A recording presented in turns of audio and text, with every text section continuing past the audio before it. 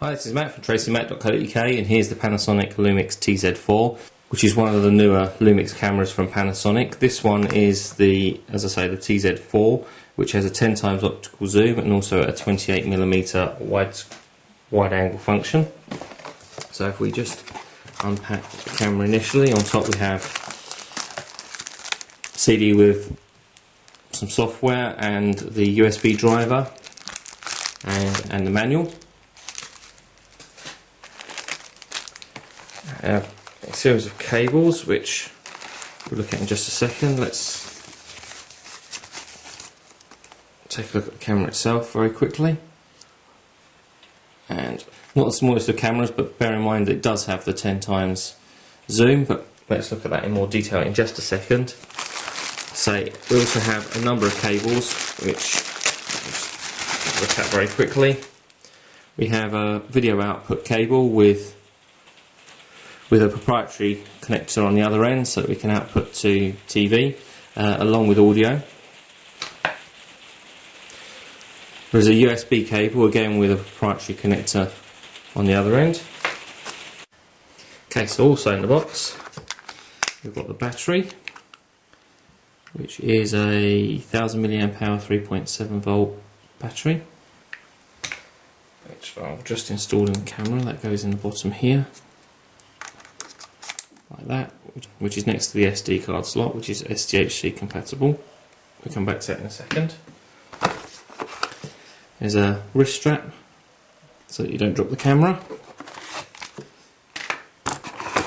and right in the bottom we have battery charger, and you have to remove the battery in order to charge that. That goes in that compartment there. Okay, so move all this to one side. Let's take a look at the camera itself. Right, starting at the back, we have a 2.5-inch display. Switch here to switch between playback and record mode. Series of controls here, one for self-timer, one for setting the white balance, one for flash, one for macro mode, and a menu set button in the centre. Display and a Q menu mode button there. On the top we have the dial that sets the different shooting modes, from IA to full auto, 2 scene modes and a video mode. On-off switch for the camera is on the top here, also the wide telephoto mode just there, and also the button for actually taking the shot, and an e-zoom mode, which I assume is an extended zoom or possibly a digital zoom, but I'll confirm that in a review. I'll just flick the camera on there. As you can see, the lens pops out at the front. That's how far it sticks out in wide angle, and if we zoom all the way in, that's the full 10 times zoom telephoto. And we wind it all the way back in, turn it off. It goes in quite flat. On the right hand side we have a flap over a series of connectors. The first one at the bottom there is for DC in, if you want to charge or power the camera with a DC cable, which interestingly doesn't seem to be supplied. The middle one is for the AV out, so it's for AV out when you're connected up to a TV or similar video source. And the far end one is for component out, which we don't seem to have a cable for that. As I said, on the bottom is where battery and memory card goes, and as is pretty common, there is a screw fix in there for mounting on a tripod.